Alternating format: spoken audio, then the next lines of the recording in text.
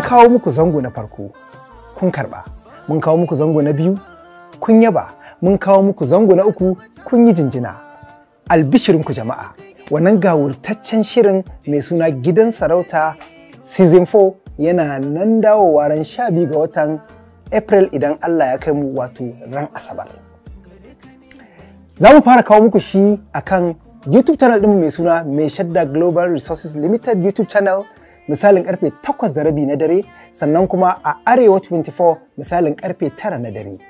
Duk wanda yake so ya ƙara kallon wannan shirin a wannan YouTube channel ɗin namu na Mai Shadda Global Resources za ku sake ganin sa.